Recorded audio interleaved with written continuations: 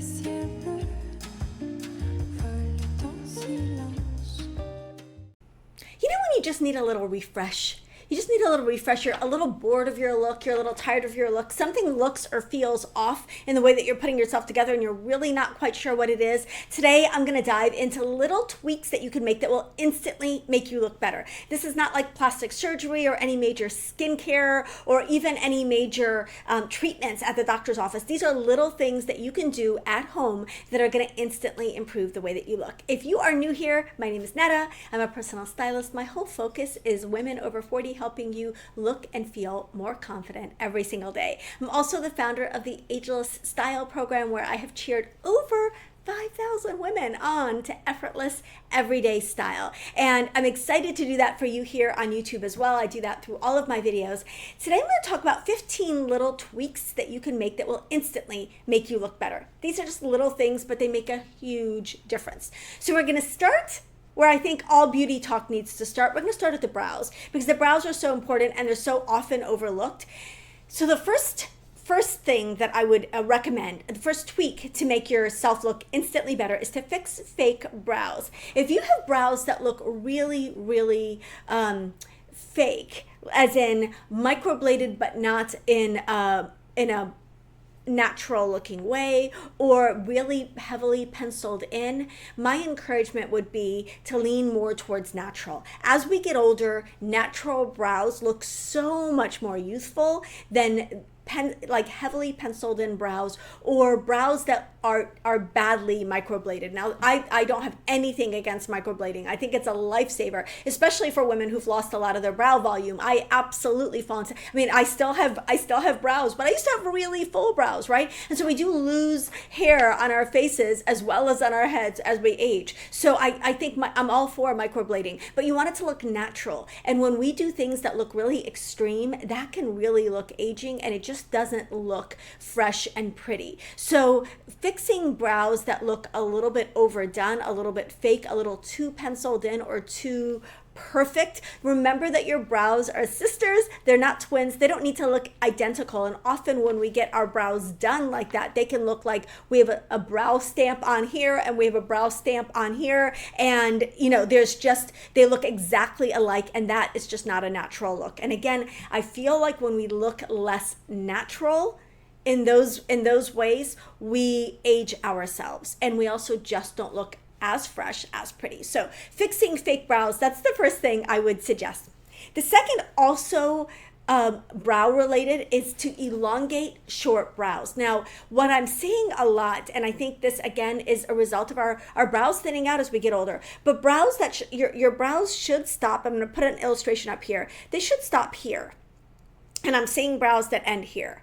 If you have too much space between your brows and your brows start further over here, you're going to have this like constantly surprised look, but it's also just not a natural look, and it's an aging look. So you want your brows to start here and you want them to end here. So not having them too short in the middle and too short at the ends, but also not having them too long at the ends. And I'm also seeing on women over 50, over 60, women in our age group, I'm seeing brows that end really low down here. And when you've got that long line that ends low and that downward swoop, you're pulling your whole face down, you're pulling the whole eye area up. And of course, we want everything to go up, right? So having your brows end at the right spot and having them start at the right spot is critical. You don't want them too long or too short. And again, I'll have some illustrations and a little bit more detail about this in the blog post.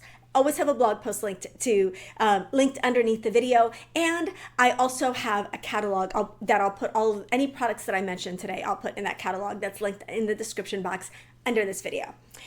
Next, brighten yellow teeth. I know this sounds like an obvious one, but there are a couple ways to do this, and I'm going to talk you through the things that I think are really important. Teeth are so important.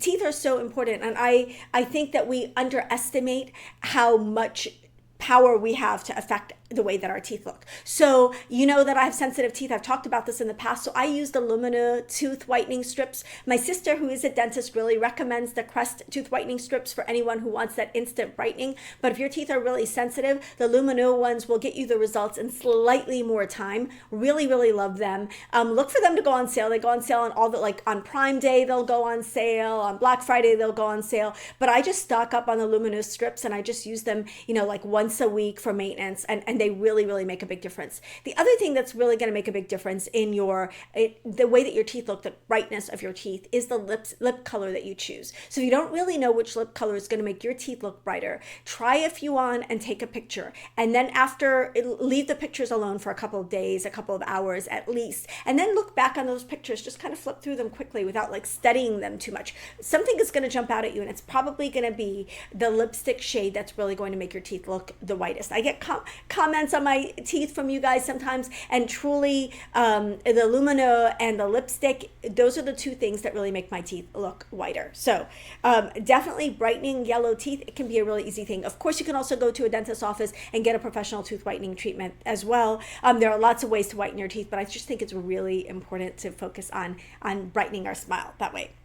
The next tip is to replace powder with gel in your makeup routine. So I was always a powder person because I always had, and I still have combination skin, but I always had oily skin and I always wore powder in my makeup. And now I'm recognizing, as we get older, powder is going to settle into fine lines. It's going to make our skin look drier and more parched. It's just not going to give us that youthful glow. So I wrote a beauty book back in 2006, and I interviewed a lot of experts, including dermatologists, for the book. And one of the things that Dr. Dennis Gross told me is that one of the key signs of aging that we often overlook is dullness, not wrinkles. Like dullness is the first thing that happens to our skin as we age. So we want our skin to look brighter and fresher and a little bit more glowy. Makeup can help you achieve that look. But powder makeup is going to matte down your skin and take away any glow that you have. So instead of leaning heavily towards powders, try leaning towards cream and gel formulations for your makeup. Now for blush, the two that I really like and I talk about all the time are Merit Beauty's Flush Balm. My favorite shade is Raspberry Beret. And then today I'm using my Boomstick, and I'll put the color below because they have numbers, not names, that I also really like. They're both similar, like plummy shades, but you want a good shade of cheek color, even if you're going to use eye color, whatever products you're using on your face, you want either a cream or a liquid or a gel formulation, and minimize the amount of powder that you use on your face. It really does make a big difference in terms of glow and how fresh and natural you look. So I will put those products down below, but definitely switching powders for gels is a big thing. Okay, next is to switch up your lipstick shade. So for years I wore really dark lipstick. Definitely in the 90s when we had the whole vamp thing going on, my favorite shade was a Revlon Color Stay lip color in a shade called Burgundy. It was like a really deep wine. It matched the vamp shade that I wore on my nails, which I still think is an iconic nail color. But what I've noticed as I've gotten older is that brighter is better. Brighter is better when it comes to lipstick. You don't want to go too dark where it looks like you've got a black hole for a mouth, or where it makes your lips look really thin and highlights any fine lines and wrinkles you might have around your mouth. So really dark matte lip color, very hard to wear as we get older. The opposite extreme though is also true. Like if you're going really pale with your lips and it's washing you out and maybe not looking it's not giving your face the color that we can really use as we mature, then you're also not doing yourself any favors. So I feel like most of us need to be in the middle range for lip colors. So for me, this is a middle range. It's a bright red, so it amplifies my lips rather than retracting and making them look smaller. So we know that bright colors make things look bigger and dark colors make things look smaller. So think about that in terms of your lip color. That doesn't mean you need to go as bright as I do, although I will link this shade below because I absolutely love it, and it's about $8. But you don't have to go bright, but you should go in that medium range where you're adding color to your face. You're not going so dark that your mouth is disappearing, and you're not going so light that your mouth is disappearing. Okay, next tip. Care for the skin on your body. The skin on your body is skin also. The skin. So why do we feel like we should stop here for skincare, or even here for skincare, or even here for skincare? Like, the skin on our body is also aging. And so in addition to sunscreen, and in addition to other practices, like I really think a really good exfoliating mitt for the shower or bath is essential and can make your skin feel like a dream. I think it's really, really important to have a body cream with some really good anti-aging ingredients in it. Now, if you've got like a graveyard of discarded skin creams that you loved or did not love, sorry, for your face, and you just haven't gotten rid of, I would recommend using those creams on your body. Just use those creams on your body and get the use out of them. Use them up on your, like, maybe they were too strong for your face, or you just didn't love the formulation for your face. Use it on your body. Use it on your upper arms, your bum, your tummy, wherever wherever you need tightening, your bust. Your regular skincare should really go from here to the middle of the bust, but your body skincare should be its own thing, right? There are a lot of brands, Necessaire, Naturium, Palmer's, Vaseline, Jergens. I mean, there are a ton of brands that do Gold Bond, that do skincare for the body, like body lotions, all different price points, and I will link my favorites below, that have things in them like retinol and ceramides and antioxidants, all sorts of great ingredients, peptides that are good for the skin on your body. So let's not neglect to do that to our bodies as well, so that we can really have that firm and glowy skin and look and feel our best in our bodies for a long time to come. So caring for the skin on your body is really important. The next is to pay attention to your heels. Can't tell you, I'm in Florida, we have sandals all the time and flip-flops all the time. And when you have really, really dry, cracked, peeling heels, they can often look dirty. Even if they're not dirty, they just look dirty. And just that cracking, I would absolutely recommend getting like a cracked heel stick, using a foot cream with urea in it. There are so many great products that can help you address the cracked skin on the soles of your feet. Often we forget that, just because we may not see that, we can forget that other people see that, and it can really just pull down. Like, you can have a beautiful outfit, and your hair and your makeup and everything just comes together, but your soles of your feet are cracked and you're wearing sandals. It's just not a beautiful look. So definitely will recommend a couple of my favorite products for cracked heels below, but I will say the Active Hydration Body Cream from Rodan & Fields, possibly one of the best body creams on the market. It is incredible. I have friends who have used that on their feet and said nothing else has worked until they tried that body cream. It really is, it's not even a foot cream, it's a body cream, but if you use it on your feet, it makes a huge difference. So I will link all of my favorite products below. Okay, next is to get a glow. Again, what I said about our glow is one of the things that we lose as we get older. So we can put a glow back with the products that we use. And I talked about makeup already, but also body oils and body lotions with a little shimmer or a little color in them make a huge difference. So Vaseline has like a glow stick that you can, like, it looks like a little roll-on thing. You can roll it on, and you can add a little bit of a glow to your shoulders or your décolleté area, or your upper arm, whatever. Like, you can add a little bit of a glow here, and it can really deflect any imperfections you may have, especially in that chest area. If you're wearing something like I'm wearing here, you could add just something that just gives a little bit of a glow. Using body oils on your arms and legs. If you're going out in the evening and you're wearing a dress and you just want a little glow to your legs, consider body oils. Again, I'll put all of my favorite products here, or a body oil with a tiny little bit of shimmer in it will just give you a really pretty, natural, healthy glow.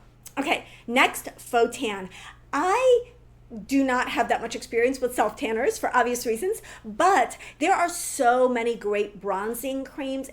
I'm not talking about self-tanner here, although that's definitely a great option, and I will link a couple of good ones, but I'm talking about creams with a little bit of color in them. And like I said, the great body creams are available at every price point. So Palmer's and Jergens, all of those brands have like either body creams that give you a gradual tan that builds on itself, or they have a little bit of color in them so that you can, almost like a bronzer for your legs, and they are amazing. Westmore Beauty has a really, really good one that's like pretty viral. I'm going to put all of the good ones below, but if you feel like it's summer and I don't want to wear pantyhose, and we don't want to darken our legs with pantyhose anyway, we know that, right? But I don't want to wear pantyhose, but I want to even out the skin tone on my legs, or I want a little bit of color on my legs, then adding a bronzing cream like that to your legs is just a really easy and effective option. Okay, a mini mani. Okay, you do not need to do anything major to your nails to make them look better. Sometimes it's just the little things, and it's really like the upkeep and the grooming and the taking regular care of our nails that really can make a big difference. I almost lost mine. I've had to actually stagger when I do my manicures because I almost lost my nails a year ago. So I have to be on and off with my manicures. But if you if you just invest a little bit of time into regularly maintaining your nails, I really like that the really natural nail look that's trending right now. It almost looks like your nails are wet or glossy. It's just very pretty and very fresh and very clean looking. You can do that, or you can do a color. Red is the color that I use when my nails are painted, which is most of the time. Red is the color that I use, and I love it. And it can become part of your look, and it can become a signature for you. But really just maintaining your hands, making sure that you've got really good lotions for your hands, making sure your nails are groomed, even whether or not they're colored, pushing back your cuticles, all of those things. We know what to do for our hands. We just sometimes skip doing it and think that no one's going to notice our hands. But I think hands are such an extension of our femininity and our style, and I just love them. So I just love having really pretty hands. And when my hands look pretty, I'm always like looking down at them, and I feel like I've got my life together just because I've got my nails together. So that's definitely something. I also use a sunscreen stick. I keep a sunscreen stick in the car, and I put the sunscreen on the backs of my hands before I drive, because I live in Florida, and no matter where we live, we're going to get the UV rays on the backs of your hands when you're driving, and that's a great way to protect your skin.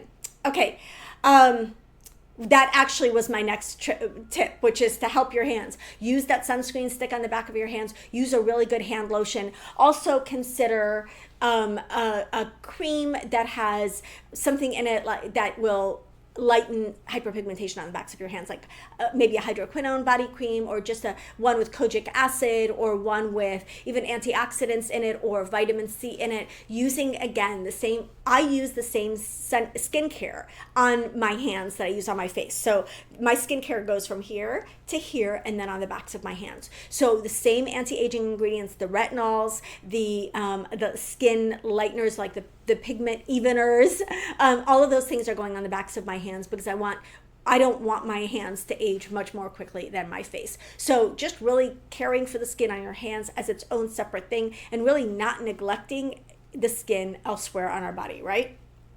Okay, next, curl your lashes. I have naturally curly lashes, right? I've always had naturally curly lashes, but I did not, like maybe 5 years ago or so, my lashes have changed, of course, as I've gotten older. They've thinned out and they've changed. And I started realizing that when I curled my lashes, it lifted my whole eye up. It made everything look brighter. It made everything look lifted. It made my eyes look bigger. And it's just a simple little thing that we often skip. Even if you're not wearing mascara that day, just curl your lashes. My younger daughter does not wear a lot of makeup, but she does curl. The only thing she does makeup-wise is she curls her lashes every single morning, because she notices that, like, man, even when her lashes are curled, like, it just makes a big difference. It makes you look awake, it makes you look rested, and it takes 2 seconds. Okay, next, also lash related and also brow related, is to boost your lashes and your brows. There are a lot of products right now. If you've got thinning lashes and thinning brows, and most of us do, there are a lot of products right now that can really help you increase the volume of the hair on your lashes and brows, and really that look just looks so healthy and so vibrant and so youthful. So I really like the Rodan & Fields Lash Boost and Brow Boost. Those are the ones I've been using. And when I use Lash Boost, you have to continue to use them. You have to use them regularly. If you stop using them, the results will go away. It's not like a one and done thing, unfortunately. But when I'm using the Lash Boost, my lashes are even longer and stronger than they are normally. So, and I like I said, I have decent lashes, but I have seen people who have had almost no lashes and their lashes look like miraculously long. So that's an option. Vegamour has a really good lash and brow serum as well. I will link all of these below. So 2 different options depending on your comfort level with ingredients and everything. Vegamour has a really all natural clean version. And then, you can even consider using something like castor oil. I have not personally tried castor oil for that purpose. I've tried it for other things and loved it, but you can absolutely use castor oil on your brows and lashes and get a great result that way. Okay, next, Thicken Hair. Hair thinning is something I hear about all the time in my community, and if this is something you struggle with, let me know in the comments. But the best time to address thinning hair is as soon as you start noticing the thinning. So if you've just started noticing that your hair is coming out in clumps, it's thinning. Maybe you have some patches where the hair is getting lighter, or thinner. This is the time, like now immediately is the time to start addressing it. You want to address it with what you take internally, like biotin supplements or collagen supplements, and I'll link some in the description box below. And you also want to consider topical treatments like, minoxidil or whatever. Jennifer Lopez, I know, is in the commercial for hers. I guess it's a balding treatment for women, but I really, really like the Vegamour Grow hair serum. I have had a lot of clients who have had really, really good luck with this hair serum. I do not have a code, but I will put some links below to the one I like. You really want to get the 3-pack because it's definitely at the end of the first month, if not the second month, that you're going to start seeing results. But it's very, very clean. It's pleasant to use. You apply it nightly. It is not at all greasy, and your hair will start to grow back. It really is pretty shocking how much it works. So if you are feeling like your hair is getting thinner, it's getting more sparse, don't wait.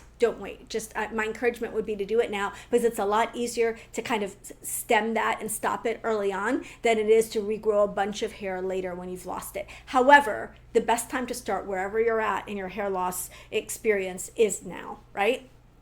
Okay, the final thing that I want to talk about is lining our lips. So our lip line can I've never had a really very defined lip line, but our lip lines can definitely get a little wavy as we get older, a little undefined. We can get those little fine lines around our mouth. And so lining our lips, I think, becomes really something that we can do to just freshen up our whole look as we get older. It does not have to be red on red like I'm doing here. You can do a reverse lip liner, which is essentially a sheer lip liner that will keep your lipstick in check and keep it from bleeding, and also give you a more crisp and defined lip line. Often what I notice that a lot of women do as they get older is they line their lips a little bit too inside their lips so that their lips look thinner. That ledge, that ridge that you have at the outer corner of your lips, that's where you should be lining your lips. And when you do that, your lips are going to look naturally fuller. They're not going to look overdrawn, but they're also not going to look underdrawn. So lining your lips, whether with a color the same shade as your lips, a color the same shade as your lip color, or a sheer lip, like a colorless lip liner, is a great option for just adding shape and volume to your lips. So that's it, my 15 tips to instantly look better. Little tweaks that you can make to your brows, to your lashes, to your lips, to your body, just to give you that extra boost of confidence and that glow that I think we all need.